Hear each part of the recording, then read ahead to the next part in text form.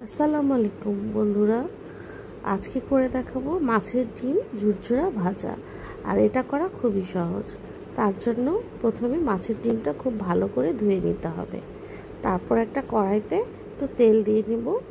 আর এখানে মাছের ডিমটা আমি ভালো করে কচলিয়ে তার মধ্যে লেবুর রস, হলুদ, মরিচের গুঁড়া, আদা বাটা, রসুন বাটা, ধনে, জিরা দিয়ে খুব ভালো করে কচলিয়ে তারপরে তেলের মধ্যে ঢেলে দিয়েছি।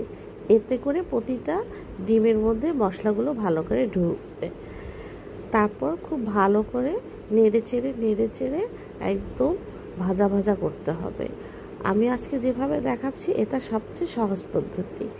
তারপরে মাছের ডিমটা যখন এভাবে তেলের মধ্যে ভাজা ভাজা হয়ে আসবে, মানে যখন ডিমটা একদম ঝরঝরা হয়ে যাবে, তখন তার মধ্যে দিয়ে দেব আরও কিছু মশলা। আমার এখানে ডিমের পরিমাণটা অনেক বেশি ছিল, তাই যেহেতু এতগুলি খাবো না, তার জন্য কিছুটা ডিম একটু সরিয়ে নিব। আর এখানে অনেকগুলো ডিম, একটা মাছের কিন্তু প্রচুর ডিম হয়। আর এভাবে কিন্তু রেখে ফ্রিজে আমরা খেতে পারি। আর মাছের ডিমে প্রচুর তেল লাগে। এই তো আমি একটু তেল দিয়ে তার মধ্যে বেশ কিছু পেঁয়াজ আর কাঁচামরিচ দিয়ে দিলাম। এতে এই পেঁয়াজ আর কাঁচামরিচটা এখন ডিমের সাথে ভাজা ভাজা হয়ে যাবে। আর সাথে আর একটু মশলাও দিয়ে দিব, মরিচের গুঁড়া, হলুদের গুঁড়া, জিরা ফাঁকি, আর সামান্য পরিমাণ লবণ, আর একটু ধনে গুঁড়াও। এভাবে নেড়ে চেড়ে ডিমটা কিন্তু বেশিক্ষণ চুলায় রাখা যাবে না। ডিমটা কিন্তু বেশিক্ষণ চুলায় রাখলে শক্ত হয়ে যায়।